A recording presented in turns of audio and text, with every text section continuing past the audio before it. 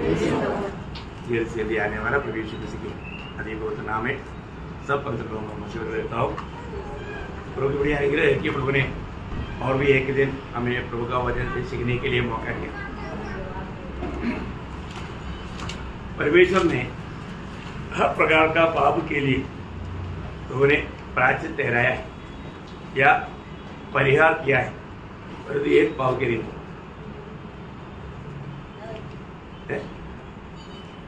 आप लोगों ने सुना कभी ऐसा है? बहुत ध्यान से सुनने वाली बात है। परमेश्वर ने मानव पाप के लिए पूर्ण रूप में मानव परिहार किया है, लेकिन एक पाप के लिए नहीं।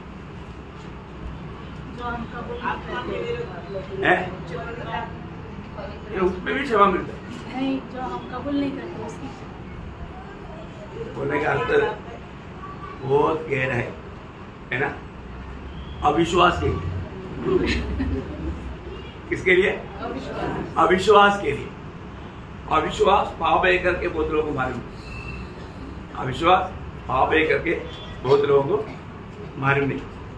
हमारे जीवन में आज तो हमें ये बात को जानना है।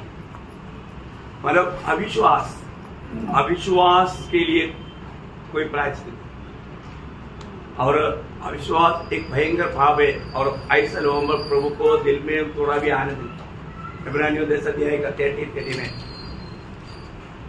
पर मेरा धर्मी जन विश्वास से जीवित रहेगा। हाँ। और यदि वह पीछे हट जाए, हाँ। तो मेरा मन उससे प्रसन्न न होगा। हाँ। पर हम हटने वाले नहीं, हाँ। कि नाश हो जाए। हाँ। पर विश्वास करने वाले हैं, हाँ। कि प्राणों को बचाए। देखो कितना बड़ी बात है।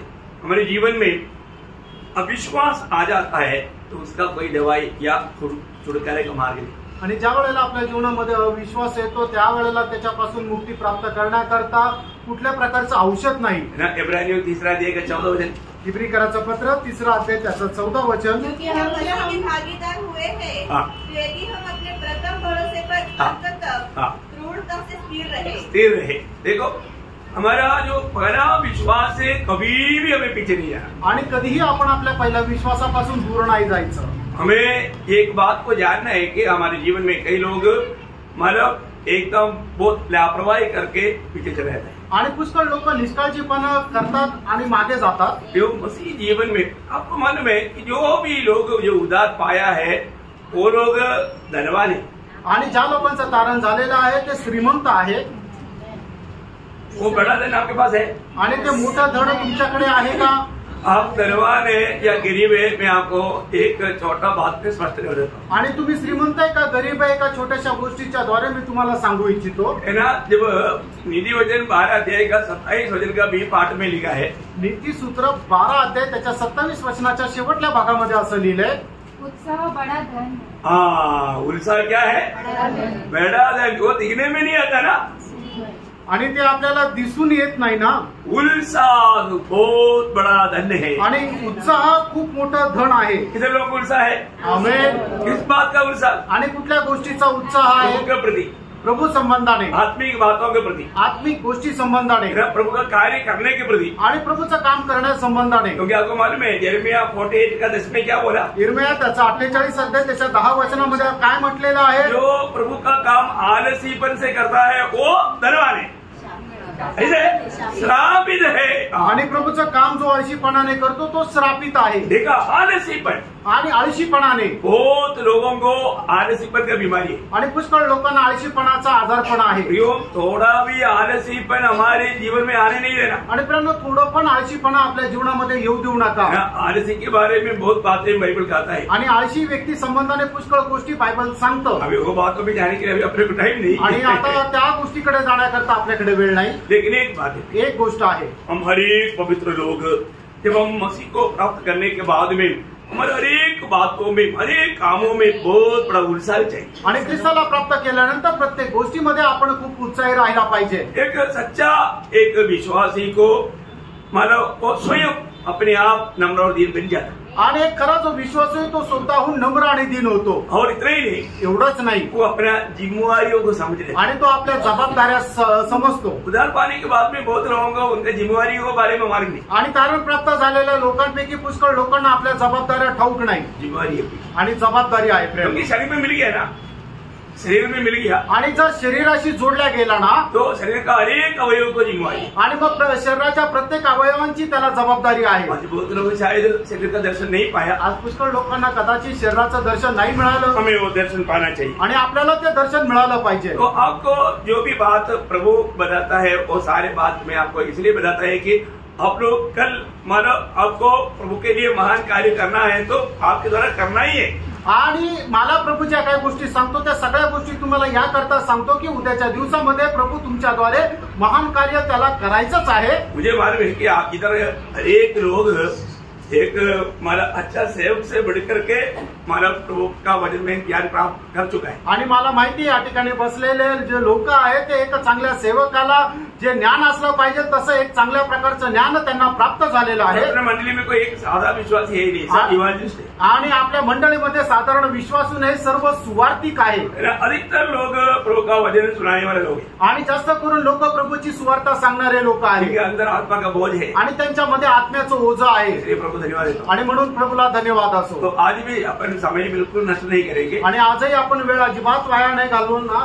हम लोग जो कल पढ़ रहा था, ध्यान कर रहा था, उसी के साथ हम मिलकर आगे बढ़ेंगे. आणि काल जे वचन आपण मनन करत होतो त्याच्या सोबतच आपण पुढे जाऊया. जब 7वां तुलगी का समय जो अविशुद्धताओं के द्वारा कहा हुआ सारे बात पूरा होने का टाइम है करके हम निकल लेगा. आणि 7वी जी तुतारी आहे त्या वेळेला सर्व संदेष्टांनी सांगितलेल्या ज्या भविष्यवाणी आहे ते पूर्ण होण्याची वेळ आहे. तो अभी इसमें क्या क्या होगा आणि याच्यामध्ये काय काय होणार आहे. अविशुद्धता के द्वारा कहा हुआ बातों में महाक्लेश होगा. आणि भविष्य वक्तांच्या द्वारे सांगितल्याप्रमाणे महाक्लेश होईल. और 1000 साल का राज रहेगा. आणि 1000 वर्षाचं राज्य राहील. और आखिरी न्याय रहेगा. आणि शेवटला न्याय असेल. और अनंतता रहेगा. आणि मग सार्वकालिक जीवन असेल. ये सारी बात भविष्यवक्ता के द्वारा बताया वो बात 7वां तुलगी में पूरा हो जाए. आणि भविष्य वक्तांच्या द्वारे सांगितलेल्या सर्व गोष्टी 7व्या तुतारीमध्ये पूर्ण होतील. इसलिए हमने देखा था जो पीड़ा काल कैसे रहेगा. आणि म्हणूनच आपण पाहिलं की तो महाक्लेशाचा काळ कसा राहील. मतलब इतना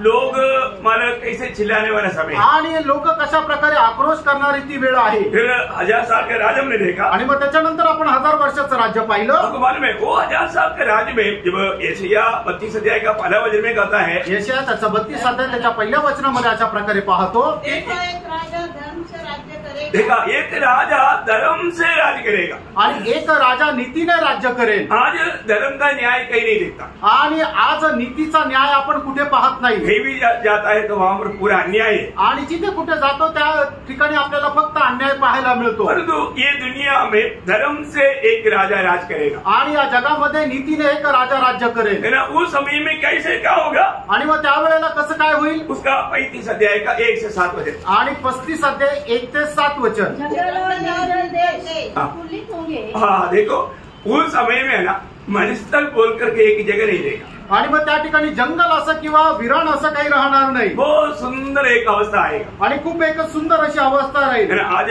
मानव दुनिया में डिसेर्ट एरिया बहुत ज्यादा है. आणि आज जगभरामध्ये जंगलाचा एरिया खूप आहे. आपको मालूम है कि सहारा मरुस्थल कितना बड़ा है. आणि सहारा वाळवंट हे किती मोठं आहे. मतलब बोलने का अर्थ ये सारे मतलब मरुस्थल भी क्या हो जाएगा.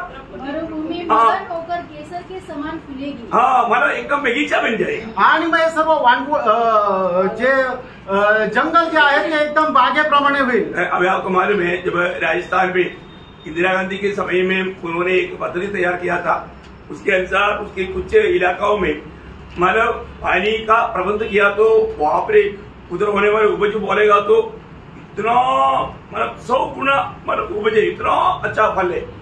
मतलब पानी जब दिया तो क्योंकि बहुत सालों से ऐसे पड़ा ना वो हम लोगों ने खुद देखा हुआ.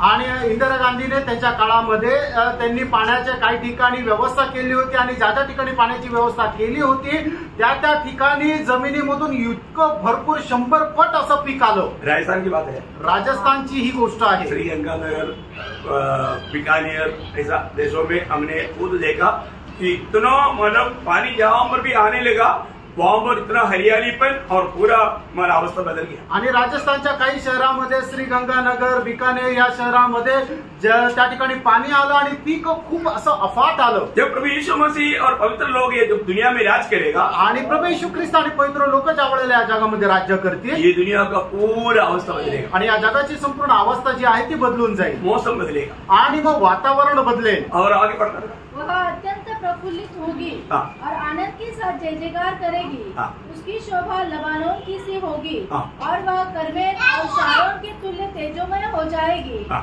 वे यहोवा की शोभा हाँ। और हमारे परमेश्वर का तेज देखेंगे। हाँ। ढीले हाथों को दृढ़ करो।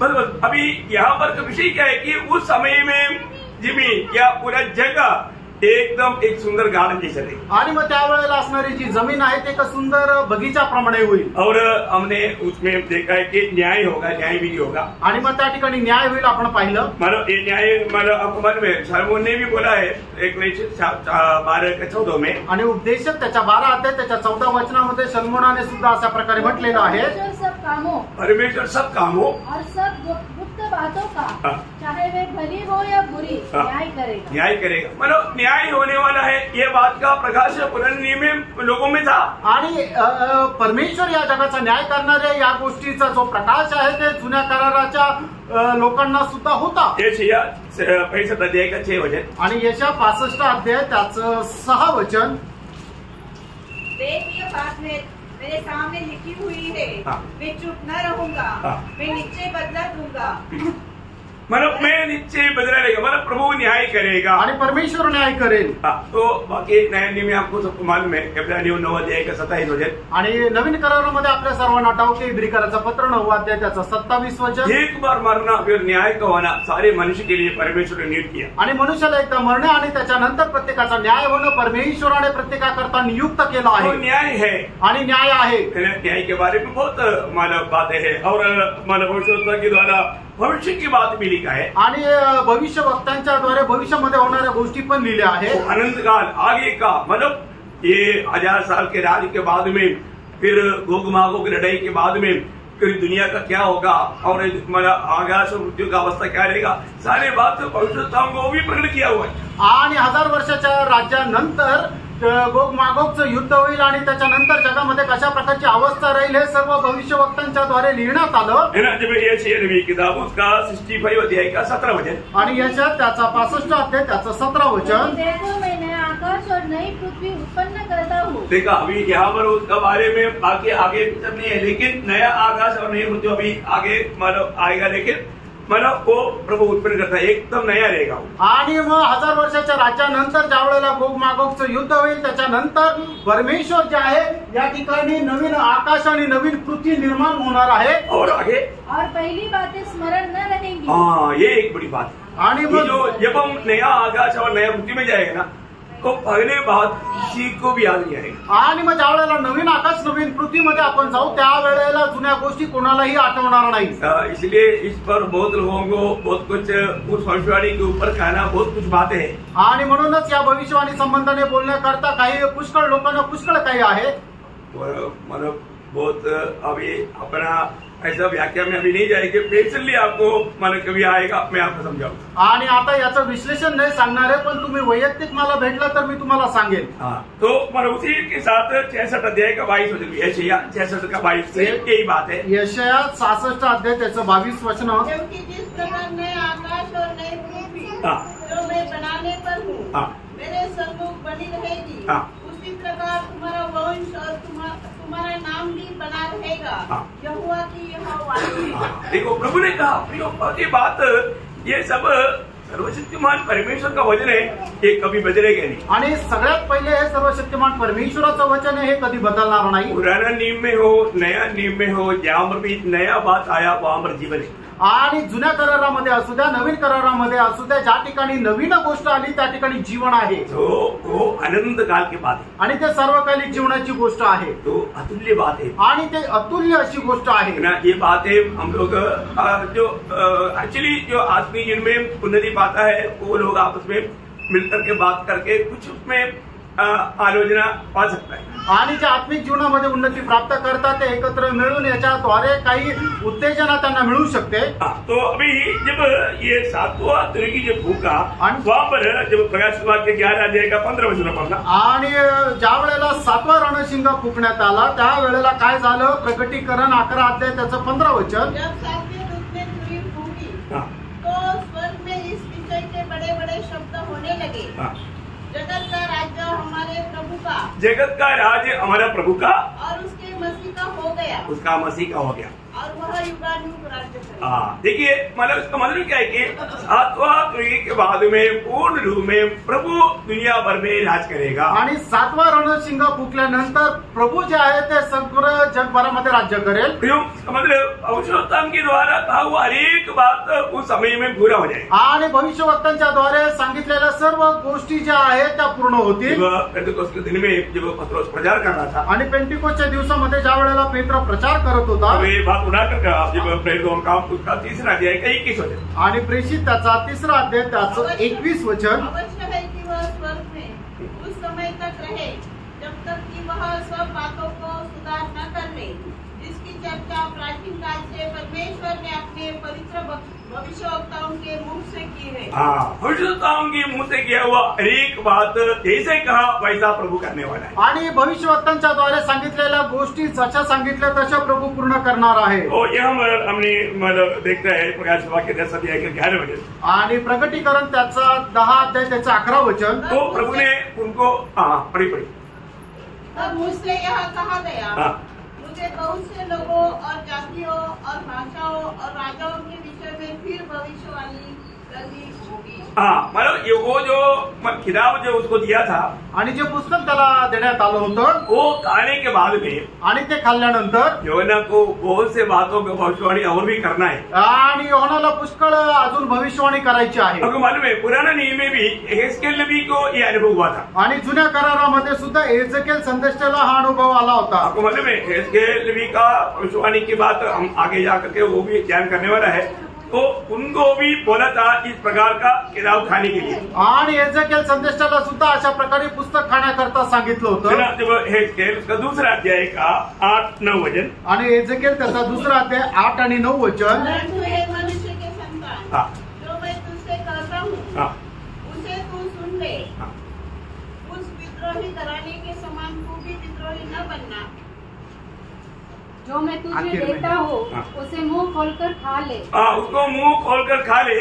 तब मैंने दृष्टि की और क्या देखा कि मेरी ओर एक हाथ बढ़ा हुआ और उसमें एक पुस्तक है, उसको उसने मेरे सामने खोलकर फैलाया और वह दोनों ओर लिखी हुई थी, और जो उसमें लिखा था वे विलाप और शोक और दुख भरे वचन थे। उसके साथ 3रा अध्याय का 1 से 3 भी पढ़िएगा। तब उसने 3रा अध्याय 1 से 3 वचन। तब उसने मुझसे कहा, हे मनुष्य के संतान, जो तुझे मिला है उसे खा ले, अर्थात इस पुस्तक को खा, तब जाकर इस्राएल के घराने से बातें कर। देखो ये खाने के बाद में, ये किताब को खाने के बाद में इस्राएल की घराने से बातें करना है, आणि हे पुस्तक खाल्ल्यानंतर इस्रायलाच्या घराण्यासोबत तुला बोलायचं आहे। तो खाने के समय उसका अनुभव क्या था, आणि ते खाण्याच्या वेळेला त्याचा अनुभव काय होता। इसलिए मैंने मुंह खोला और उसने वह पुस्तक मुझे खिलाई। तब उसने मुझसे कहा, हे मनुष्य के संतान, यह पुस्तक जो मैं तुझे देता हूँ उसे पचा ले और अपनी अतड़ियाँ इसे भर ले। अतः मैंने उसे खा लिया और मेरे मुंह में वह मधु के तुल्य मीठी लगी। मधु की तुल्य मीठी नहीं। फिर उसने मुझसे कहा, बस मतलब मधु के जैसा मीठा रहेगा, अंदर जाने के बाद में कड़वाहट लगता है, आणि मधाप्रमाणे खाताना गोड वाटतं पण पोटामध्ये गेल्यानंतर कडू होतं। प्रभु का वचन हमेशा भक्तों के लिए कैसा रहना चाहिए, आणि प्रभूचं वचन भक्तांकरता कसं राहायला पाहिजे। 119 का 103 में लिखा है, आणि स्तोत्र 119 त्याच्या 103 वचनामध्ये असं लिहिलंय, तेरे वचन मुझको कैसे मीठे लगते हैं। तेरे वचन मुझको कैसा मीठा लगता है, वे मेरे मुंह में मधु से भी मीठे हैं। मधु से भी मीठे हैं। आणि तुझी वचनं मला मधापेक्षाही गोड आहे। ये कितनी बड़ी बात है। आणि प्रेरणा ही किती मोठी गोष्ट आहे। अभी यूहन्ना को ये खाने क्यों दिया, आणि योहानाला हे खाण्याकरता का दिलं, वही प्रकाशित वाक्य 11 अध्याय के 9 वचन, आणि प्रकटीकरण 11 अध्याय त्याचं 9 वचन। लोगों और कुलों और भाषाओं और जातियों के लोग उनके शवों को 3.5 दिन तक देखते जीते रहेंगे और उनके शवों को कब्र में रखने न देंगे। बोलने के मारे ये सारे भविष्यवाणी उनको करना था आणि या सर्व भविष्यवाणी त्याला करायच्या होत्या। यूहन्ना को भविष्य में होने वाला ऐसा बहुत से बातें कहना था बाकी, आणि भविष्यामध्ये होणाऱ्या अशा पुष्कळ गोष्टी योहानाला बोलायच्या होत्या। तो भी 11 अध्याय के 1 वचन पढ़ेंगे आणि 11 अध्याय त्याचे 1 आणि 2 वचन वाचा। फिर मुझे नापने के लिए एक सरकंडा दिया गया और किसी ने कहा, उठ परमेश्वर के मंदिर और वेदी और उसमें उपासना करने वालों को नाप ले, पर मंदिर के बाहर का आंगन छोड़ दे, उसे मत नाप, क्योंकि वह अन्य जातियों को दिया गया है और वे पवित्र नगर को 42 महीने तक रो देगी। अभी देखिए यहाँ पर एक मंदिर के बारे में कहा था, आणि या ठिकाणी एका मंदिरासंबंधाने म्हटलंय। ये मंदिर कौन सा है? आणि हे मंदिर कुठलं आहे? स्वर्ग का मंदिर आणि हे स्वर्गाचं मंदिर आहे का? नहीं, इस्राएल में होने वाला मंदिर। आणि इस्रायलामध्ये होणारं हे मंदिर आहे। आपको मालूम है जब प्रभु यीशु मसीह के समय में जो मंदिर था वो नहीं, आणि प्रभू येशूच्या काळामध्ये जे मंदिर होतं ते मंदिर हे नाहीये। वो मंदिर का क्या हुआ? आणि त्या मंदिराचं काय झालं? यीशु मसीह के दिनों में एक मंदिर यरूशलेम में था, आणि प्रभू येशूच्या काळामध्ये एक मंदिर यरूशलेम मध्ये होतं, है ना। चेले लोगों ने उसके काम को दिखा करके उसके वर्णन किया था, आणि शिष्य लोकांनी काम पाहून त्याचं वर्णन केलं होतं। प्रभु ने क्या बोला था? आणि त्यावेळेला प्रभूने काय म्हटलं होतं? ये मंदिर के पत्थर के ऊपर पत्थर नहीं है, आणि या मंदिराच्या वरती चिरावर चिरा राहणार नाही। वो हुआ ना, आणि तसंच झालं ना, वो तो चरित्र हो गया है। आणि ते तो इतिहास झाला। AD 17 में तीतुस कैसर जब यरूशलेम में आया था उस मंदिर को बिल्कुल तोड़ डाला था। आणि इसवी सन 70 मध्ये तीतुस कैसर ज्या वेळेला यरूशलेम मध्ये आला त्यावेळेला ते मंदिर एकदम नेस्तनाभूत केलं। परंतु यहाँ पर यूहन्ना जो भविष्यवाणी किया हुआ मंदिर, आणि या ठिकाणी योहानाने जे भविष्यवाणी केलेले मंदिर आहे ये महाक्लेश में तैयार होने वाला मंदिर है। आणि महाक्लेशामध्ये होणारं मंदिर आहे।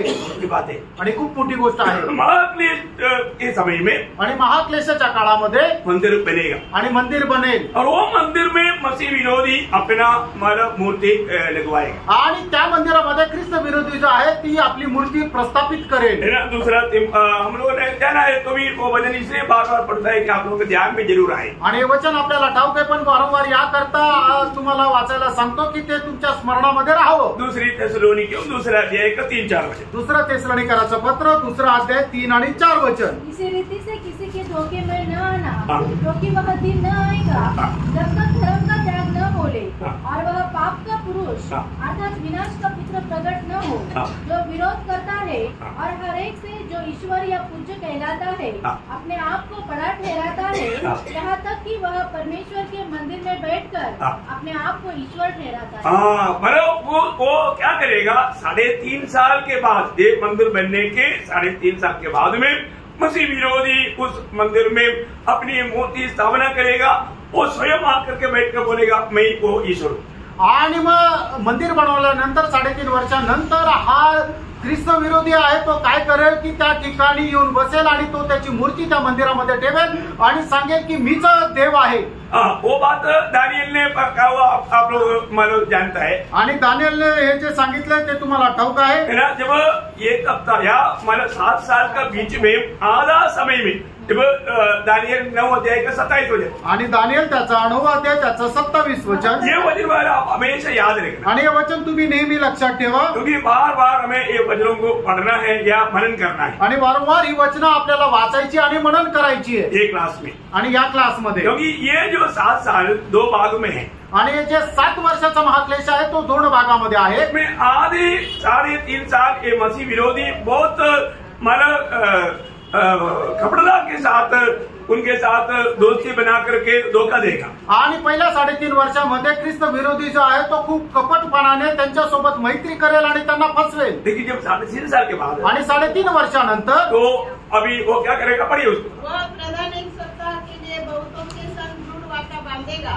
परंतु आधे ही सप्ताह के बीतने पर वह मेल बलि और अन्न बलि को बंद करेगा और कंगूरे पर उजाड़ने वाली घृणित वस्तुएं दिखाई देगी और निश्चय ही ठहरी हुई बात के समाप्त होने तक परमेश्वर का क्रोध उजाड़ने वाले पर पड़ा रहेगा। मतलब 3.5 साल के बाद में वो अपना भाव बदलेगा, आणि 3.5 वर्षानंतर तो आपला भाग जो आहे तो बदलेल। मतलब क्या होगा? आणि याचा अर्थ काय होईल? उस 3.5 साल या 42 महीना जातियों को रोंदने के लिए मौका मिलेगा। आणि 42 महिने जे आहे ते जातीच्या लोकांना तुडवण्याची ती वेळ राहील। ये बात यीशु मसीह ने भी महाक्लेश का दिनों के बारे में जब लूका का सुसमाचार 21 अध्याय का 24 वचन में कहा है। आणि ही गोष्ट महाक्लेशाच्या काळासंबंधाने सांगत असताना लूक त्याचा 21 अध्याय त्याच्या 24 वचनामध्ये प्रभू येशू ख्रिस्ताने सुद्धा सांगितलेली आहे।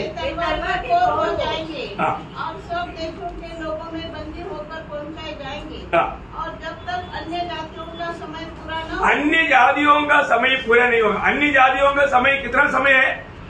42 महीना। आणि अन्य जातीच्या लोकांचा वेळ किती आहे? 42 महिने। वही बात अभी यहाँ पर यूहन्ना ने भी कहा 11 अध्याय के दूसरे वचन में आखिरी भाग में। आणि प्रकटीकरणाचं पुस्तक 11 अध्याय दुसऱ्या वचनाच्या शेवटल्या भागामध्ये सुद्धा योहान हेच म्हणतो, क्योंकि वह अन्य जातियों को दिया गया है कि पवित्र नगर को 42 महीने तक रोन देगा। देखा 42 महीना पवित्र लोगों को अन्य जाति के लोग रोन देगा। आणि 42 महिने पवित्र लोकांना अन्य जातीचे लोक जे आहेत ते तुडवतील। आपको मैंने इससे पहले भी बताया था कि जब मसीह विरोधी जब प्रकट होगा वो 10 राजाओं को अपने हाथ में लेगा आणि ख्रिस्त विरोधी ज्या वेळेला प्रकट होईल त्या वेळेला तो 10 राजांना आपल्या हातामध्ये घेईल और उसको 3 को बर्बाद करके 7 को अपने साथ लेकर के वो नेतृत्व में आएगा। आणि तिघांचा तो नाश करून 7 राजांना आपल्या हातामध्ये घेऊन तो स्वतः नेतृत्व करेल। ये बहुत अद्भुत बात है आणि ही खूप अद्भुत गोष्ट आहे। आज उसका पूरा सिच्युएशन तैयार हो चुका है आणि आज त्याची सगळी परिस्थिती जी आहे ती तयार झाली आहे। देश राज्य का एक ऐसा एक संगठना रूप होते जा रहे हैं आणि 10 राजा 10 राज्य जे आहे ते अशा प्रकारे ते प्रस्थापित होत आहे। वचन में लिखा हुआ हर एक बात समय में पूरा हो जाएगी आणि वचनामध्ये लिहिलेली प्रत्येक गोष्ट आपल्या आपल्या वेळेला पूर्ण होईल। जब दानिएल उसकी 7 अध्याय के 24 वचन, दानिएल त्याचा 7 अध्याय त्याचं 24 वचन। उस 10 शिवों का अर्थ यह है कि उस राज्य में से 10 राजा उठेंगे और उनके बाद उन पहलों से भिन्न एक और राजा उठेगा जो 3 राजाओं को गिरा देगा। देखा एक और राजा उठने वाला है वो मसीह विरोधी, वो 3 राजा को गिराएगा और वो 7 को साथ मिलकर के 8वां बन करके काम करेगा। आणि मग 10 राजे उभे राहतील, त्याच्यानंतर अजून 11वा एक राजा उभा राहील की जो 11वा राहील तो 3 राजांना मारून टाकेल आणि मग ते उरलेले जे 7 राजे आहेत त्यांच्यासोबत 8वा राजा म्हणून तो त्यांच्यासोबत कार्य करेल। जब प्रकाश वाक्य उसका 17 अध्याय है उसका 11-12 वचन, प्रकटीकरण 17 अध्याय 11-12 वचन। वो पशु पहले था और अब नहीं है, वो आप 8वां है और उन 7 में से उत्पन्न हुआ और विनाश में पड़ेगा। जो 10 सिंह तूने देखे वे 10 राजा है जिन्होंने अब तक राज्य नहीं पाया, पर उस पशु के साथ घड़ी भर के लिए राजाओं का सा अधिकार पाएंगे। देखा मतलब ऐसा वचन में लिखा है, भविष्यवाणी में लिखा है, वैसा ही इस महाक्लेश के दिनों में होने वाला है। आणि भविष्यवाणीमध्ये ज्याप्रमाणे लिहिलं आहे त्याप्रमाणे सर्व काही महाक्लेशामध्ये होणार आहे। तो आधा समय के बाद में मसीह विरोधी क्या करेगा? आणि अर्धा काळ लोटल्यानंतर ख्रिस्त विरोधी काय करेल? वहां पर जो बलि चढ़ाना, प्रभु को जो महिमा देना, ये सारे बात बंद करेगा आणि अर्पण करणं आणि प्रभूला गौरव देणं किंवा त्याची आराधना करणं हे सर्व काही तो बंद करेल। है ना? जब दानिएल 8 अध्याय है उसका 11 वचन पढ़ना। दानिएल 8 अध्याय त्याचं 11 वचन वाचा। सेना के प्रधान तक भी बढ़ गया और उसका नित्य होम बलि बंद कर दिया गया। देखा नित्य होम बलि को बंद करवा देगा आणि मग दररोजचं जे अर्पण आहे ते बंद करून टाकेल। और ये 3.5 साल के बाद में जब मसीह विरोधी की मूर्ति वहां पर जब स्थापना करेगा उस मूर्ति को आत्मा देगा, वो बात करेगा। ये कौन करेगा? झूठा भविष्यवक्ता। आणि मग ज्या वेळेला तो मंदिरामध्ये मूर्ती प्रस्थापित केली जाईल त्या मूर्तीमध्ये आत्मा ओतण्यात येईल आणि ती मूर्ती बोलेल। हे सर्व कोण करेल? खोटा संदेष्टा। जब प्रकाश वाक्य उसका 13 अध्याय है उसका 14-15 वचन। प्रकटीकरण 13 अध्याय 14-15 वचन। उन चिन्हों के कारण जिन्हें उस पशु के सामने दिखाने का अधिकार उसे दिया गया था वो पृथ्वी के रहने वालों को भरमाता था और पृथ्वी के रहने वालों से कहता था कि जिस पशु के तलवार लगी थी वह जी गया है, उसकी मूर्ति बनाओ, उसे उस पशु की मूर्ति में प्राण डालने का अधिकार दिया गया। देखा उस मूर्ति में प्राण डालने का अधिकार दिया गया आणि त्या मूर्तीमध्ये जीव ओतण्याचा अधिकार त्या ख्रिस्त विरोधाला देण्यात आला। आज हमारे बड़ा कि अभी केरला में कई टीचर लोगों के जगह पर अभी मतलब रोबोट टीचर. आणि केरळमध्ये आता असं ऐकायला मिळालं की जे शिक्षक आहेत त्याच्या ऐवजी रोबोट ठेवण्यात आले.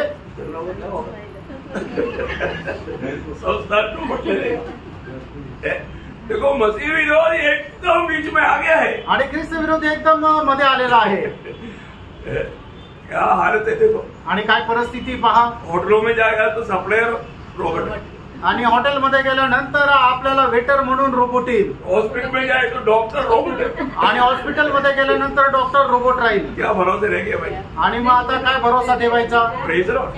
देखो संदेश भी रोबोट दे रहा है. संदेश हाँ ना. हाँ संदेश भी. हाँ प्रभु के दास लोग भी आज देखो क्या क्या बात होता है फिर. आणि बघा काय काय गोष्टी होत आहे. लेकिन रोबोट खड़ा होता है तो आपको नहीं आना है.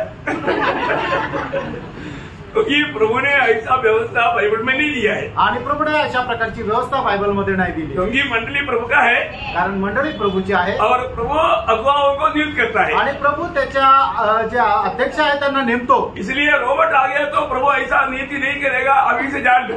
आणि रोबोट आल्यानंतर प्रभू अशा प्रकारे नेमणूक करणार नाही हे आतापासूनच जाणून घ्या.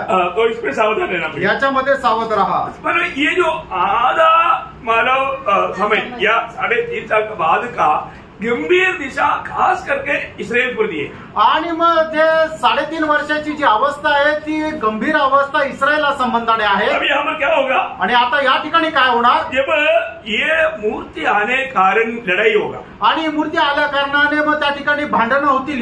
दानियल 8, 11, 12 के अनुसार देवाल मंदिर को भी तोड़ा जाएगा वापस. आणि दानियल 8 ते 11 आणि 12 वचनाच्या अनुसार ते मंदिर पुन्हा तोडण्यात येईल. क्यों. इसके बाद में फिर यहूदियों के साथ मसीह विरोधी का सबसे बड़ा संघर्षदायक समय रहेगा. आणि मग त्या वेळेला यहूदी लोकांच्या विरोधामध्ये ख्रिस्त विरोधी एकदम उभा राहील. इन समय के बारे में यीशु मसीह ने उड़ा कर कहा हुआ एक बात है. आणि या काळाच्या संबंधाने प्रभू येशू ख्रिस्ताने एकदम प्रकर्षाने सांगितलेली गोष्ट मत्ती की सुसमाचार उसका 24 अध्याय का 21 वचन. मत्ती 24 अध्याय त्याचं 21 वचन. उस समय ऐसा भारी तेज होगा जैसा जगत के आरंभ से न अब तक हुआ. देखा जगत की आरंभ से अभी तक नहीं हुआ और न कभी होगा.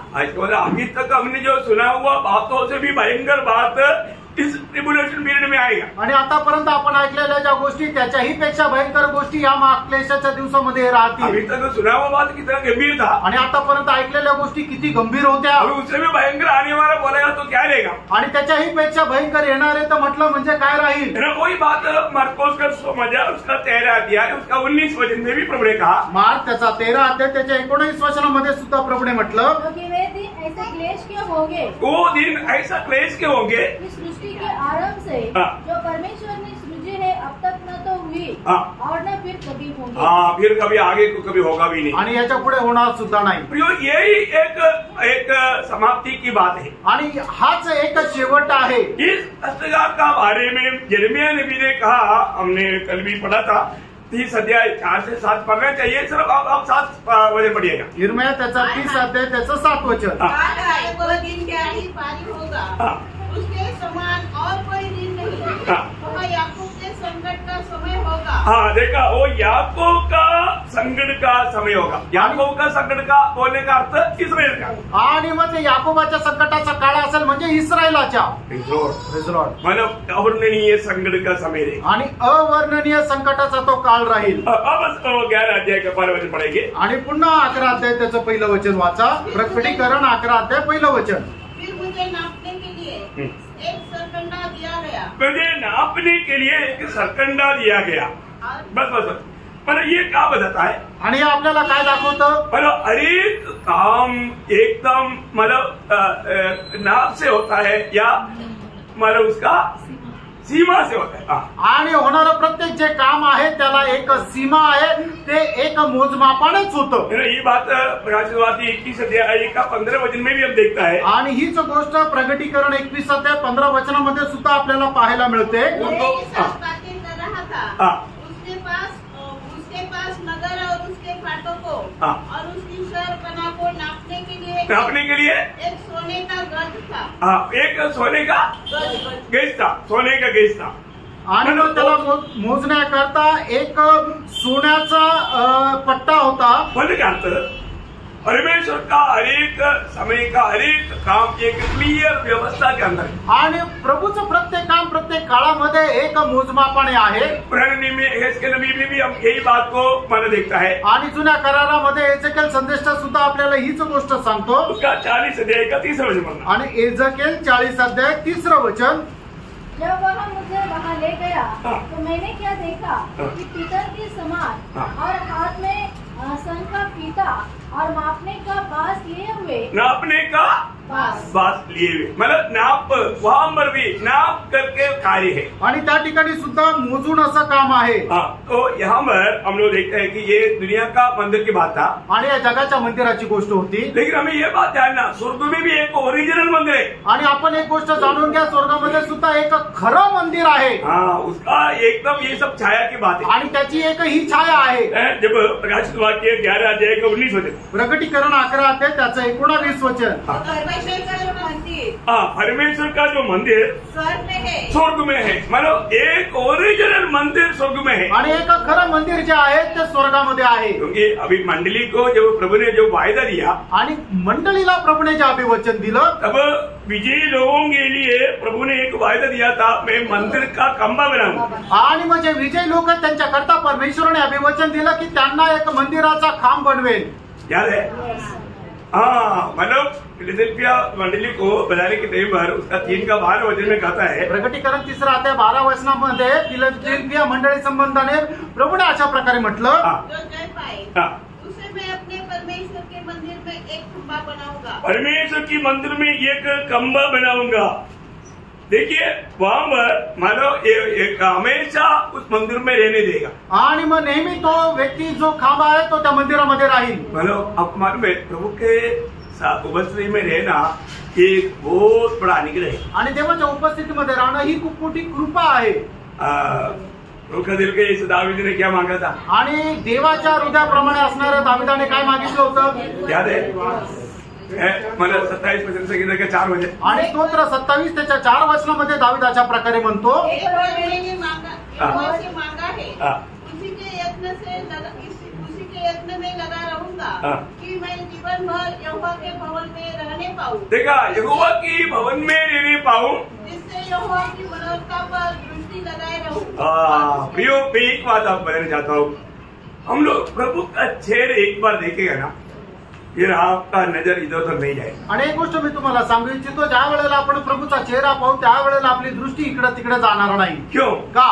क्योंकि वो इतनी आकर्षणीय है. आणि तेवढं आकर्षित असा तो चेहरा आहे. ये दुनिया में उसके हमारा दुनिया में कुछ बोल नहीं सकता अभी. आणि या जगामध्ये त्याच्या बरोबरीचं असं दुसरं काहीच नाहीये प्रियांनो. एक बार प्रभु के चेहरे की ओर देखेगा, आणि एकदा प्रभूच्या चेहऱ्याकडे पाहाल तर फिर आपको कुछ देखने का इच्छा नहीं. आणि मग त्याच्यानंतर तुम्हाला परत काही पाहण्याची इच्छा राहणार नाही. और बहुत साल देखेगा तो भी आप उसमें और भी आनंद और मगन होते रहेगा, लेकिन नजर हटाएगा नहीं. आणि अर्ब वर्ष तुम्ही त्या चेहरा पाहिला तरी सुद्धा तो अधिक जास्त तुम्ही आनंदित होत राहाल आणि आपली दृष्टी दुसरीकडे करणार नाही. इसलिए भक्तों को मिलने वाले एक बड़ा अनुग्रह है. प्रकाशित वाक्य 7:15 में उसकी भवन में, उसकी सिंहासन के सामने, उसकी मंदिर में दिन रात उसकी आराधना करें. आणि प्रकटीकरण त्याचा 7 अध्याय त्याच्या 15 वचनामध्ये ज्याप्रमाणे लिहिलेलं आहे की त्याच्या भवनामध्ये ते दिवस रात्र आराधना करतील. कौन सा भवन? आणि कुठलं भवन? स्वर्ग का मंदिर. आणि स्वर्गाचं मंदिर. स्वर्ग का मंदिर में से अभी यहाँ पर एक विशेष बात प्रकाशित वाक्य 14 अध्याय उसका 15 वचन में और 17 वचन में देखता है. प्रकटीकरण 14 अध्याय त्याचं 15 वचन आणि 17 वचनामध्ये अशा प्रकारे म्हणतात, मतलब कौन सा मंदिर? स्वर्ग का मंदिर. आणि स्वर्गाचं ते मंदिर. यहाँ पर जो भी बताता है अभी ये स्वर्ग का मंदिर का बात है. आणि आता हे जे काही आपण ज्या ठिकाणी वाचत आहे ते स्वर्गाचं मंदिर आहे. उसका 17 वचन. त्याचं 17 वचन, एक और स्वर्गदूत उस मंदिर में से निकला. और एक स्वर्गदूत उस मंदिर से, या तो हमारा स्वर्गीय मंदिर से निकला. स्वर्ग में. आणि अजून एक स्वर्गदूत त्या मंदिरातून निघाला की जे स्वर्गामध्ये आहे. और यहाँ पर यूहन्ना, ये सब यूहन्ना देख रहा है आणि हे सर्व योहान पाहत आहे. यूहन्ना देख देख करके लिख रहा है आणि योहान पाहत पाहत लिहित आहे. उसका 15 अध्याय का 5 वचन में उस स्वर्गीय मंदिर से यूहन्ना ने क्या देखा? आणि प्रकटीकरण 15 अध्याय 5 वचनामध्ये योहानाने काय पाहिलं? इसके बाद मैंने देखा कि स्वर्ग में मैंने देखा साक्षी के तंबू का मंदिर खोला गया. हाँ, साक्षी की मंदिर खोला गया, मतलब वो भी स्वर्गीय मंदिर के विषय है. आणि हा सुद्धा स्वर्गीय मंदिराचा विषय आहे. है ना. उसका 15 अध्याय का 6 वचन, 15 अध्याय 6 वचन. सातों स्वर्गदूत जिनके पास सातों विपत्तियां थी, मलमल के शुद्ध और चमकदार वस्त्र पहने और छाती पर सोने की पटिया बांधे हुए मंदिर से निकले. हाँ, कौन सा मंदिर से? स्वर्गीय मंदिर से निकला. आणि स्वर्गीय मंदिरातून ते निघाले. उसका 15 अध्याय का 8 वचन, 15 अध्याय 8 वचन. और परमेश्वर की महिमा और उसकी सामर्थ के कारण मंदिर धुएं से भर गया. कौन सा मंदिर? स्वर्ग का मंदिर आणि स्वर्गाचं मंदिर. ओके. तो यहाँ पर सब हम क्या देखता है? आणि या ठिकाणी सर्व ठिकाणी आपण काय पाहतो? स्वर्ग का ओरिजिनल मंदिर आणि स्वर्गाचं खरं मंदिर. आज दुनिया में जो भी बनाया वो सब उसका छाया में बना. आणि जगामध्ये आजकाल जे काय बनवलं त्याच्या एका छायेप्रमाणे आहे. और एक बात, उसका 16 अध्याय का 1 वचन पढ़ना. आणि प्रकटीकरण 16 अध्याय 1 वचन. मैंने मंदिर में किसी को ऊंचे शब्द से उन सातों स्वर्गदूतों से यह कहते सुना, जाओ परमेश्वर के प्रकोप के साथ कटोरे को पृथ्वी पर उंडेल दो. देखा, अभी वो भी कहाँ से निकला था? स्वर्गीय मंदिर से निकला था. आणि तो सुद्धा स्वर्गाच्या मंदिरातून निघाला होता. के बाद में ये 7 कटोरा उंडेलने वाला है. आणि रणशिंग 7 रणशिंगे फुकल्यानंतर 7 पात्र कटोरे जे आहेत ते ओतले जाणार आहे. उसके बीच में कुछ बातें मानव हो रहा है आणि त्याच्यामध्ये काही गोष्टी होत आहे. वो बात भी हमें कवर करके जाना पड़ेगा क्योंकि अध्याय के अनुसार. आणि अध्यायाच्या अनुसार त्या गोष्टी सुद्धा आपण मनन करत पुढे जाऊ. जब हम 11 अध्याय में अभी 2 वचन पढ़ा, कोई उसका 3रा वचन से जब 13 तक का वचनों में, आणि प्रकटीकरण 11 अध्याय त्याच्या 3ऱ्या वचनापासून 13 वचनापर्यंत हम 2 आती थोड़ा सा पढ़ लीजिए. मैं अपने 2 गवाहों को यह अधिकार दूंगा कि टाट ओढ़े हुए 1260 दिन तक भविष्यवाणी करें. अभी मैंने उसका पूरा पढ़ना चाहिए, लेकिन समय बचाने के लिए मैं अभी आगे बढ़ते जाता हूँ. आणि ते पूर्ण वाचायला पाहिजे, पण वेळ वाचवण्याकरता मी तुम्हाला पुढे सांगत जातो.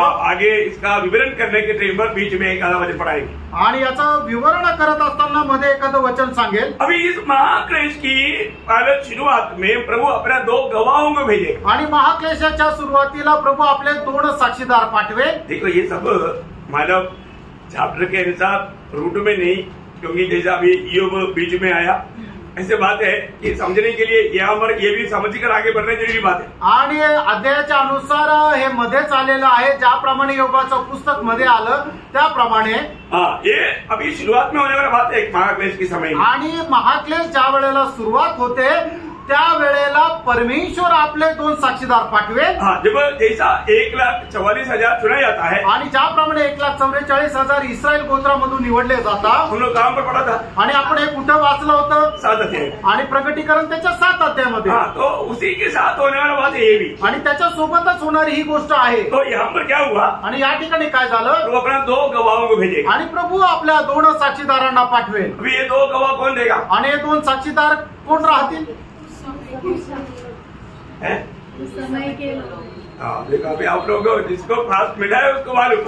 आणि मग ज्याला क्लास मिळालाय त्यांना ठाऊक आहे. लेकिन अधिकतर लोग क्या बोलता? आणि जास्त करून लोक काय म्हणतात? एलिया और मोशे. आणि एलिया आणि मोशे आहे. मतलब उन लोग ऐसा बोलने के कुछ कारण है. आणि ते लोक असं बोलण्याचं काही कारण आहे. मतलब ऐसा बात यदि आपके साथ भी होता है तो आपको जानना चाहिए कि वो लोग ऐसे क्यों बोलता है और वो नहीं है करके आपको बोलने के लिए आना चाहिए. आणि मग ज्या वेळेला तुम्हाला कोणी अशा प्रकारे म्हणेल त्यावेळेला ते असं का म्हणतात आणि ते तसं नाहीये हे सांगण्याकरता तुम्हाला यायला पाहिजे. आपको मालूम है ऐसे बातों पर भी बहुत वादविवाद चलता है. आणि अशा गोष्टींवरही खूप वादविवाद चालतो. लेकिन नासिक मंडली के लोग सबको ये बात जानना चाहिए कि ये एलिया और मोशे नहीं है. आणि नाशिकच्या मंडळीच्या सर्वांना हे ठाऊक राहायला पाहिजे काय एलिया आणि मोशे नाहीये. अभी वो लोग ऐसे क्यों बोलता है कि एलिया और मोशे है? आणि लोक असं का म्हणतात की ते एलिया आणि मोशे आहे? उसका खास 4 कारण. आणि त्याचे विशेष 4 कारण आहे. पहिलं कारण, जब यीशु मसीह जब दुनिया में था उस पहाड़ में मोशे और एलिया प्रकट हुआ था. आणि प्रभू येशू ख्रिस्त जगामध्ये असताना ज्या वेळेला डोंगरावर गेला त्यावेळेला त्या ठिकाणी मोशे आणि एलिया प्रकट झाले.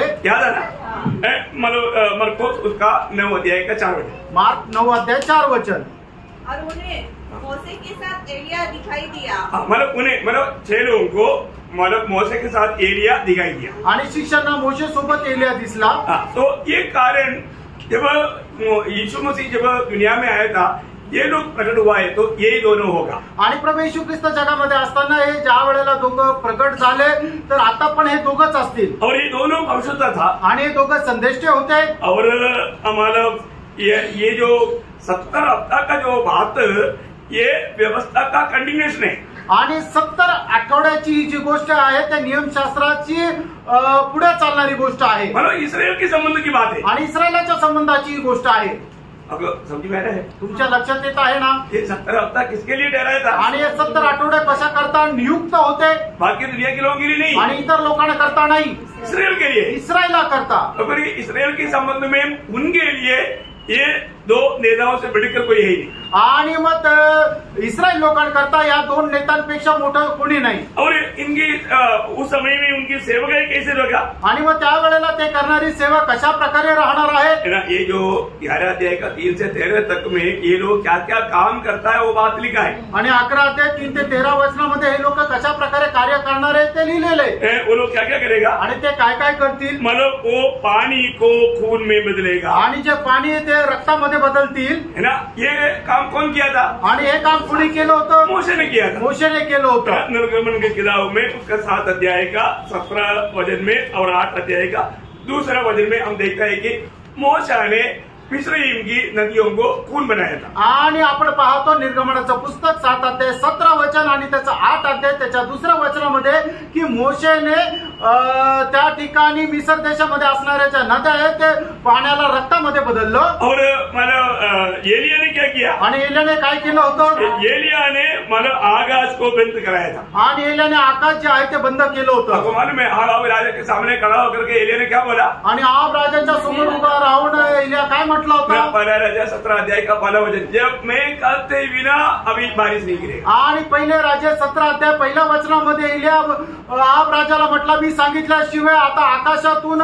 पाऊस पडणार नाही। अभी ये 2 लोग मतलब इस महाक्लेश के समय में आग उतारेगा। आणि मग हे 2 लोक महाक्लेशाच्या काळामध्ये काय करतील? स्वर्गातून अग्नीचा वर्षाव करतील। तो यहाँ पर एलिया ने भी आग उतारा था आणि एलियाने सुद्धा तो अग्नीचा वर्षाव केला होता। है ना? दूसरी राजा उसका 1 अध्याय का 10 और 12 वचन में लिखा है कि एलिया उन बच्चों के ऊपर आग गिरवाया। आणि दुसरे राजे 1 अध्याय 10 ते 12 वचनामध्ये आपण पाहतो की एलियाने त्या लोकांवर स्वर्गातून अग्नीचा वर्षाव केला। सही बात खरं आहे, याद है ना? ये दोनों गवाह महाक्लेश के समय में ऐसे से काम करेगा इसलिए ये करके वो लोग बोलता। आणि हे 2 जे साक्षीदार आहेत ते महाक्लेशाच्या काळामध्ये अशा प्रकारचं कार्य करतील म्हणूनच लोक या गोष्टीचा असा अनुमान लावतात की मोशे आणि एलिया असेल।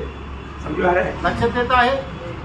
कोई बात समझ में नहीं आए तो पूछो। आणि कुठला भाग जर नाही समजला तर विचारा।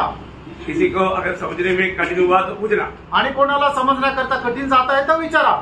दूसरा लोगों का कहना क्या है? आणि दुसरा लोकांचं म्हणणं काय आहे? वो माना एक हानोक रहेगा और एक एलिया रहेगा। आणि एक हानोक असेल आणि एक एलिया असेल। क्यों ये लोग ऐसा बोलता? आणि लोक असं का म्हणतात? क्योंकि ये लोग दोनों मतलब जीते जीते स्वर्ग में चला गए। कारण हे दोघं पण जिवंत असताना स्वर्गामध्ये गेले। उनका कहने का 3 कारण है आणि त्यांना म्हणण्याचं 3 कारण आहे। पहली बात ये दोनों, क्योंकि मनुष्य एक बार मरना चाहिए, प्रभु का नियम है, पर ये लोग मरा नहीं इसलिए ये लोग रहेगा। आणि मनुष्याने एकदा मरायला पाहिजे पण हे दोघं मेले नाही म्हणून हे लोक राहतील। क्योंकि इब्रानियों 9:27 कहता है आणि इब्रिकराचं पत्र 9 अध्याय 27 वचन असं सांगतं एक बार मरना फिर न्याय होना। आणि हे मनुष्याला एकदा मरणं आणि त्याच्यानंतर त्याचा न्याय होणं। तो दूसरी लोग बोलता है आणि दुसरी गोष्ट ते असं म्हणतात ये दोनों भविष्यवक्ता है आणि हे दोन्ही भविष्यवक्ता आहे। और तीसरी बात आणि तिसरी गोष्ट मतलब एक मतलब विवेक का गवाही की दिनों का भविष्यवक्ता बोले तो हानोक। आणि विवेकची जी साक्षी आहे त्या काळातला व्यक्ती म्हणजे हानोक। और एक व्यवस्था का समय का एलिया।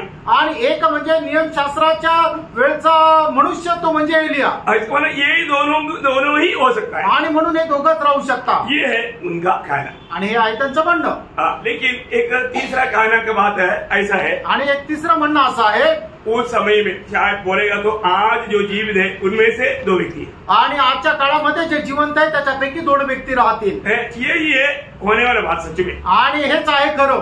अब उसका कारण क्या क्या है? त्याचं कारण काय आहे? प्रभु ने क्या बोला उस शब्दों को पढ़ेगा तो आपको और भी गहराई में समझेगा. आणि प्रभूने जे सांगितलं ते वचन जर तुम्ही जर व्यवस्थित वाचलं तर अधिक जास्त गहनतेमध्ये समजेल. उसी प्रकाशित वाक्य का 11 का 3रा वचन वापस एक बार पढ़ेंगे. आणि प्रकटीकरण 11 ते 3रं वचन पुन्हा एकदा वाचा. अपने 2 गवाहों को यह अधिकार दूंगा. मतलब मैं अपने मतलब उस समय में जीवित 2 ऐसा शब्द आता है उधर. आणि त्या ठिकाणी असं लिहिलंय की त्यावेळेस जिवंत राहणारे मैं अपने 2 गवाह 2 गवाह. मतलब बोलने का मतलब उस समय जीवित रहने वाला 2 गवाहों को मैं मार देगा. आणि त्या काळामध्ये जिवंत राहणारे ज्या माझे 2 साक्षीदार आहेत त्यांना असं सामर्थ्य दे. वो शब्द में आपका आया कि नहीं मुझे थोड़ा डाउट आता है. हाँ उस समय के 2 लोगों को मैं वर देगा. आणि त्यावेळच्या लोकांना मी ते वर देईल. और दूसरा आणि दुसरं मतलब यहाँ पर जो 11 का 5 में जो लिखा है 11 ते 5 वचनामध्ये जे लिहिलेलं आहे वो उनके मुंह से आग निकला ऐसे लिखा. वो पढ़िए उसको 5. यदि कोई उनको हानि पहुंचाना चाहता है तो उनके मुंह से आग निकलकर उनके बैरियों को भस्म करती है. देखा उनका मुंह से आग निकला. एलिया के मुंह से आग नहीं निकला. आणि त्यांच्या तोंडातून अग्नी निघाला. एलियाच्या तोंडातून अग्नी नाही निघाला. फर्क समझ में आ रहा है? फरक समजला का? इनके मुंह से आग निकलेगा आणि यांच्या तोंडातून आग निघेल. एलिया का क्या हुआ था? आणि एलियाचं काय झालं होतं? वो मतलब जब आग उतरवाया मतलब उनके मुंह से नहीं निकला. आणि एलियाने काय केलं? स्वर्गातून अग्नीचा वर्षाव केला. आपल्या तोंडातून अग्नी नाही काढला. आप हमने पढ़ा नहीं शायद पढ़ने से आपको डाउट क्लियर हो जाएगा. दूसरे राजा 1 अध्याय के 10 वचन. दुसरे राज्य 1 अध्याय 10 वचन. यदि उस 50 सिपाहियों के प्रधान से कहा यदि मैं परमेश्वर का भक्त हूँ तो आकाश से आग गिरकर तुझे तेरे 50 समेत भस्म कर डाले. हाँ देखा इसका मतलब क्या है कि आकाश से आग गिरेगा बोला उनका मुंह से नहीं निकला. आणि आकाशातून अग्नीचा वर्षाव होईल त्याच्या तोंडातून नाही. परंतु महाक्लेश के दिनों में आणि महाक्लेशाच्या दिवसामध्ये ये 2 व्यक्ति की द्वारा उनके मुंह से आग निकले. आणि या 2 मनुष्याच्या द्वारे त्यांच्या मुखातून अग्नी निघेल. और तीसरी बात तिसरी गोष्ट मतलब एलिया को आकाश बंद करने का अधिकार नहीं. आणि एलियाला आकाश बंद करण्याचा अधिकार नाही है. आकाश प्रभु से प्रार्थना करने से प्रभु ने किया. आणि त्याने परमेश्वराकडे प्रार्थना केल्यानंतर परमेश्वराने आकाश बंद केलं. आप कैसे समझेगा? आणि कसं समजणार? याकोब 5 अध्याय का 17 वचन. याकोब 5 अध्याय 17 वचन. याकोब तो हमारे समान दुख सुख भोगी मनुष्य था और उसने गिड़गिड़ा कर प्रार्थना की. हाँ देखिए गिड़गिड़ा कर प्रार्थना किया कि मेघा न बरसे. देखा अभी वो प्रार्थना तो उत्तर में बंद हुआ. आणि त्याच्या प्रार्थनेचं उत्तर म्हणून ते आकाशाचे कपाट बंद झाले. परंतु यहाँ पर ये जो गवाह वो प्रार्थना नहीं करता. आणि हे जे साक्षीदार आहे ते प्रार्थना नाही करत. उनको अधिकार है. आणि त्यांना अधिकार आहे. कितना भयंकर बात है. किती भयंकर गोष्ट आहे. और 4वीं बात क्या है? आणि 4थी गोष्ट काय आहे? मतलब परमेश्वर के वचन के अनुसार एक व्यक्ति वापस जन्म नहीं ले सकता. आणि देवाच्या वचनाच्या अनुसार एक मनुष्य पुन्हा जन्म नाही घेऊ शकत. एक व्यक्ति को पुनर्जन्म नहीं होता. आणि एका व्यक्तीचा पुन्हा जन्म नाही होत. वो बाइबल के खिलाफ हो जाता. आणि बायबलच्या विरोधामध्ये ते जातं. अगर बोलेगा एलिया और मानव मोशे वापस जन्म लेकर के ऐसा आएगा बोलेगा तो गलत बात हो गया. आणि मग मोशे आणि एलिया पुन्हा जन्म घेऊन आले असं जर म्हटलं तर ते चुकीचं राहील. क्या आपको ऐसा लगता है कि वो लोग वापस जन्म लेगा? आणि तुम्हाला असं वाटतं का ते पुन्हा जन्म घेतील? नहीं. वो कंप्लीट बाइबल का और उपदेश का खिलाफ हो जाता. आणि बायबल आणि जो उपदेश आहे त्याच्या ते विरोधामध्ये जातं. ओके. तो मतलब यहाँ पर उसका समझने के लिए एक बात मैं आपको बताना चाहूंगा. आणि ते समजण्याकरता एक गोष्ट सांगतो. तो प्रभु ने मानव प्रभु की आगमन से पहले मतलब मनुष्य बनकर आगमन से पहले एलिया को भेजेगा बोला था.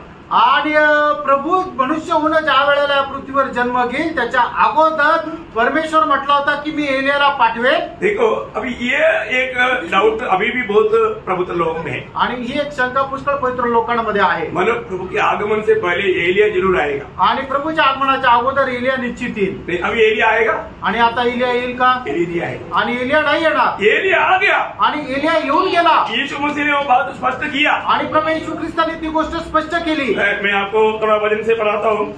आणि वचनाच्या द्वारे मी तुम्हाला वाचून सांगतो. मतलब यहाँ पर प्रभु ने जरूर बजाया था मलाकी 4:5 में. आणि मलाकी 4:5 प्रभूने निश्चित सांगितलं होतं, मैं तुम्हारे लिए एलिया भेजता. देखो यहोवा के उस बड़े और भयानक दिन के आने से पहले मैं तुम्हारे पास एलिया नबी को भेजूंगा. देखा, ये वचन को लेकर के वो लोगों को ज्यादा संदेह आता है. आणि हे वचन घेऊन लोकांना खूप शंका वाटते, क्योंकि ये जो बड़ा भयानक दिन बोलेगा तो महाक्लेश का दिन है. आणि हा मोठा भयंकर दिवस म्हणजे महाक्लेशाचा दिवस आहे.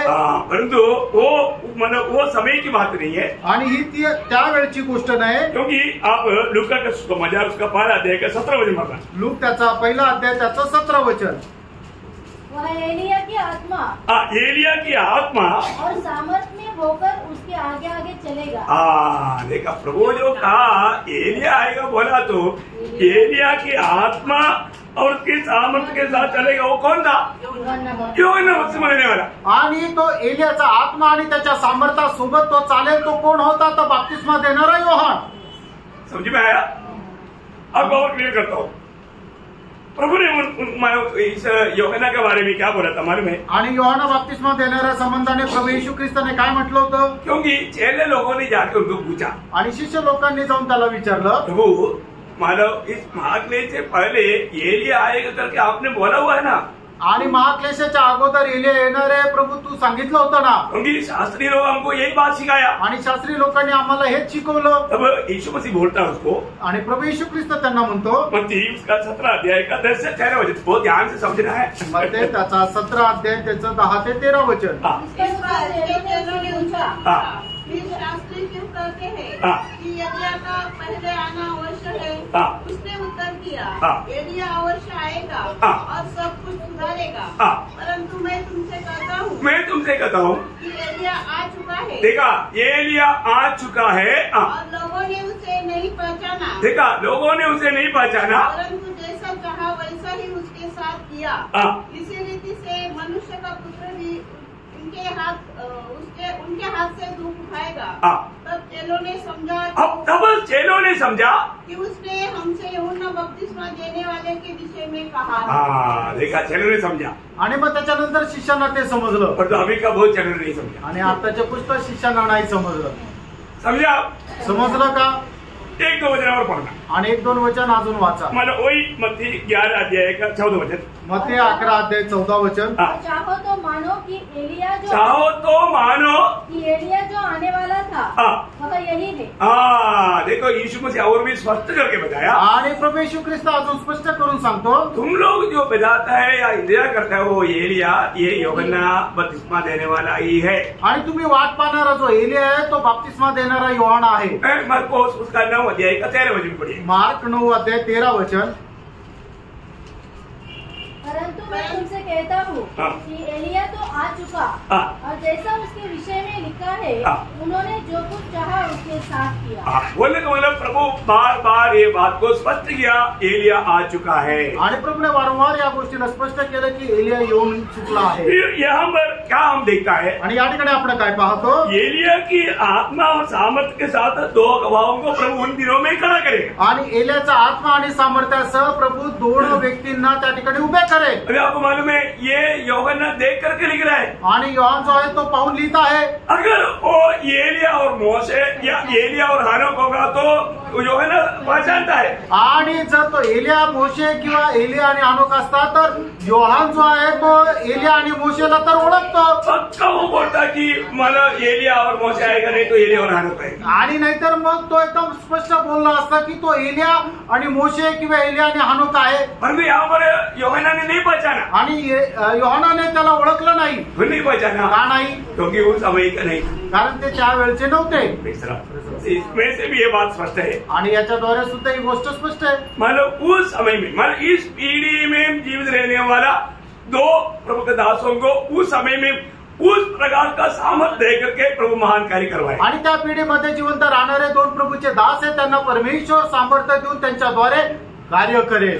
तो फिर बाद में क्या हुआ? आणि मग त्याच्यानंतर काय झालं? और 2 मिनट लेंगे आणि अजून 2 मिनिटं घेईल। मतलब क्या मतलब 7 वचन आणि त्याचं 7 वचन, ये लोग जब काम करता है आणि हे लोक ज्या वेळेला काम करतात, ये कामों में मसीह विरोधी भी कुछ भी रुकावट नहीं कर पाता, आणि त्यांच्या कामामध्ये ख्रिस्त विरोधी सुद्धा कुठल्या प्रकारे त्यांना अडवू शकला नाही। लेकिन जैसे उनका काम 3.5 साल का पूरा हो जाता, आणि जसं त्यांचं काम 3.5 वर्षाचं पूर्ण झालं, तब तेव्हा हम लोग देखता है आणि आपण पाहतो मसीह विरोधी आणि ख्रिस्त विरोधी इनको मार देता। त्यांना मारून टाकतो। मैंने आपको पीछे एक बार आपको बताया था, आणि एकदा तुम्हाला सांगितलं होतं, इसका बीच में स्वर्ग में बहुत बात होता है, आणि याच्यामध्ये स्वर्गामध्ये खूप काही गोष्टी होतात है ना। ये जो लूसीफर जो है ये वहां से उसे पहले गिराया जाएगा, मिकाएल उनका साथ का लोग आकर के इनको गिराएगा। ये आकर के क्या करेगा? ये आकर के बिल्कुल ये जानवर, ये बीच से मसीह विरोधी के ऊपर निवास हो जाएगा। आणि मग सैतान लुसिफर जो आहे तो मिकाईल आणि त्याच्या सोबत असणारे दूत आहे त्याला ते खाली पाडतील, आणि खाली पडल्यानंतर जो ख्रिस्त विरोधी आहे तो ख्रिस्त विरोधामध्ये सामावून घेईल। वो उस अध्याय के टाइम पर थोड़ा बहुत नीचे से बताऊंगा, आणि त्या अध्यायाच्या वेळेला थोडं अजून सविस्तर सांगेल। तो लेकिन यहाँ पर क्या हुआ? आणि या ठिकाणी काय झालं? तो उसका 7 वचन पढ़ना, 11 मतलब प्रकाश वाक्य 11:7 आणि प्रगटीकरण 11 अध्याय 7 वचन। जब वे अपनी गवाही दे चुकेंगे तो वह पशु जो था उनमें से निकलेगा, उनसे लड़कर उन्हें जीतेगा और उन्हें मार डालेगा। देखा, उनको मार डालेगा आणि त्यांना मारून टाकेल। उसका 13 अध्याय का 7 वचन भी। आणि 13 अध्याय 7 वचन, उसे यह भी अधिकार दिया गया कि पवित्र लोगों से लड़े और उन पर जय पाए, और उसे हर एक कुल और लोग और भाषा और जाति पर अधिकार दिया गया। मतलब वो लोग इनको कब मारा जा सकता है? आणि मग ते लोक केव्हा मारले जाऊ शकतील? उनका सेवा पूरा होने के, त्यांची सेवा पूर्ण झाल्यानंतर। बहुत बड़ी बात है, खूप मोठी गोष्ट अभी आहे। आपको मालूम है यूहन्ना को नीरो क्यों नहीं मार पाया? आणि योहानाला नीरो का नाही मारू शकला? नीरो मारने के लिए बहुत प्रकार का प्रयास किया, आणि नीरो सम्राटने योहानाला मारण्याचा खूप प्रयत्न केला। उबला हुआ तेल में डाला, उकळत्या तेलामध्ये टाकलं, आरी से काटा आणि त्या करवतीने कापलं, लेकिन नहीं मरा। आणि तरी नाही मरला। क्यों नहीं? का नाही? सेवा पूरा नहीं हुआ। आणि योहानाची सेवा पूर्ण झाली नव्हती। सेवा पूरा होने के बाद में मरने के लिए देगा प्रभु, आणि सेवा पूर्ण झाल्यानंतर मग त्याला मरू दे। ये हमारे लिए कितना अच्छा सांत्वना का बात है, आणि आपल्याकरता किती सांत्वनाची गोष्ट आहे। तो अभी उस समय में इन लोगों को क्या करेगा? आणि त्या वेळेला या लोकांना काय करेल? एक बड़ा अद्भुत बात है, आणि एक अद्भुत गोष्ट आहे। उसका 8 वचन, त्याचं 8 वचन, उनके शव उस बड़े नगर के चौक में पड़े रहेंगे। देखा, उनको खबर नहीं करेगा, आणि मग त्यांना पुरणार नाही, है ना। उनको क्या करेगा? आणि त्यांना काय केलं जाईल? उनको उस नगर में, वो नगर बोलेगा तो पवित्र नगर बोलेगा तो यरूशलेम, आणि ते पवित्र नगर म्हणजे यरूशलेम आहे। वो भी हमने 11:2 में देखा था। आणि 11 अध्याय 2 वचनामध्ये आपण पाहिलं होतं, यरूशलेम में उनकी शव 3.5 दिन पड़ा रहेगा। आणि यरूशलेम मध्ये त्यांचे जे शव आहे ते 3.5 दिवस पडून राहतील। अब देखिए ये कब लिखा? आणि केव्हा लिहिलं? ये 2000 साल पहले, आणि 2000 वर्षापूर्वी हे लिहिलेलं आहे। अभी उस समय में प्रभु का वचन क्या बोलता? आणि त्या वेळे संबंधाने प्रभूचं वचन काय सांगतं? उसका 9 वचन, त्याचं 9 वचन, सब लोगों और कुलों और भाषाओं और जातियों के लोग उनके शवों को 3.5 दिन तक देखते रहेंगे और उनके शवों को कब्र में रखने न देंगे। ना देगा, मतलब कब्र में, क्योंकि क्या है कि उन लोग इतना बड़े बड़े खाए। अभी आपको मालूम है ना, उस समय में सत्य बोलने वाला सबसे झूठा और सबसे बड़ा झूठ बोलने वाला सबसे बड़ा अच्छा, ऐसा काल है वो। आणि मग तो काळ कसा राहणार आहे? जो खरं बोलतो तो सगळ्यात मोठा खोटं बोलणार आहे, आणि जो खोटं बोलतो तो सगळ्यात जास्त खरं बोलणार आहे। अशा प्रकारचा तो काळ राहणार आहे। इसलिए दोनों को किसी प्रकार भी कब्र में भी लेने नहीं देगा। आणि मग अशा प्रकारे या दोघांना कबरेमध्ये सुद्धा ठेवू देणार नाही। और वचन कहता है, वचन असं सांगतं, सारा दुनिया के लोग उसको देखेंगे, आणि जगाचे सगळे लोक त्याला पाहतील। है ना। अभी आज से मतलब 50 साल पहले भी ये बात कोई विश्वास नहीं कर, आणि आजपासून 50 वर्षापूर्वी जर पाहिलं तर कोणी विश्वास करू शकत नाही। कई लोग चैलेंज किया, ऐसे कैसे हो सकता है कि दुनिया के सारे लोग, मतलब बोलता है कि सारे वंश का, सारे गोत्र का, सारे भाषा का, सारे जाति का सब लोग देखना बोलेगा तो कैसे देखेगा? आणि मग ते म्हणतात की जगातले सगळ्या जातीच्या, सर्व धर्माच्या, सर्वच भाषेचे लोक त्यांना कसं काय पाहतील? आज हमारे लिए, हमारी पीढ़ी के लोगों के लिए ये बात समझना कोई कठिन नहीं। आणि आपल्या पिढीच्या लोकांना ही गोष्ट समजणं काही कठीन नाहीये। क्यों नहीं? का नाही? क्योंकि हम देख रहे हैं ना, आणि आपण पाहतो ना, अभी गाजा में हुआ वो अभी दिखाता है। आणि गाजामध्ये झालेली गोष्ट आता आपल्याला दाखवली जाते। मतलब टेलीविजन, कंप्यूटर, सैटेलाइट इनके द्वारा तुरंत इन बातों को दुनिया भर में दिखाया जाता है। आणि टीव्ही, सॅटेलाइट, कम्प्युटर, मोबाईल या सर्व गोष्टीच्या द्वारे ते दाखवण्यात येतं। अभी लोग को मारने के बाद में मसीह विरोधी के लोग बहुत मिठाई बांटेगा। आणि मग या दोन लोकांना मारल्यानंतर जे ख्रिस्त विरोधी लोक आहेत ते खूप मिठाई वाटतील। लेकिन वो लोग ज्यादा दिन खुशी मनाने के लिए यत्न में है आणि जास्ती दिवस ते आनंद साजरा करण्याचा प्रयत्नात आहे। लेकिन क्या हुआ? मग काय झालं? 11:10-11 बजे आणि 11 ते 10-11 वचन। रहने वाले उनके मरने से आनंदित और मगन होंगे।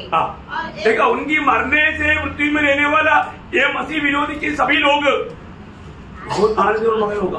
आणि मग ख्रिस्त विरोधी लोक जे आहेत ते त्यांच्या मरणामुळे खूप आनंद करतील। और एक दूसरे के पास भेंट भेजेंगे। हाँ, मिठाई लड्डू भेजेगा आणि एकमेकाला भेट पाठवतील। हाँ, ये लोग खुशी मनाते रहेगा आणि हे लोक आनंद करत राहतील। परंतु ये खुशी ज्यादा दिन नहीं रहेगा। आणि हा त्यांचा आनंद जास्त वेळ नाही राहणार। 11 बजे परंतु 3.5 दिन के बाद परमेश्वर की ओर से जीवन का श्वास उनमें बैठ गया। देखा, जीवन का श्वास उसमें आएगा आणि देवाकडून जीवनाचा श्वास त्यांच्यामध्ये येईल। आपको मालूम है, आदम को प्रभु ने मिट्टी से बनाया आणि आदमाला परमेश्वराने मातीपासून बनवलं। बाद में क्या किया? आणि त्याच्यानंतर काय केलं? हाँ, उत्पत्ति 2:7 में लिखा है, आणि उत्पत्तीचं पुस्तक 2 अध्याय त्याच्या 7 वचनामध्ये असं लिहिलेलं आहे, जीवन का श्वास फूका। आणि परमेश्वराने जीवनाचा श्वास त्यांच्या नाकपुड्यामध्ये फुंकला। ये जीवन का श्वास ये दोनों में आएगा आणि हा जीवनाचा श्वास त्यांच्या दोघांमध्ये येईल। तब क्या होगा? तेव्हा काय होईल? उसका 12 बजे 12 वचन। तब ने स्वर्ग से एक बड़ा शब्द सुनाई दिया, यहाँ ऊपर आओ। यहाँ ऊपर आओ। यह सुन बादल पर सवार होकर अपने बलियों को देखते लोग चले जाएगा, मिठाई बांटते बांटते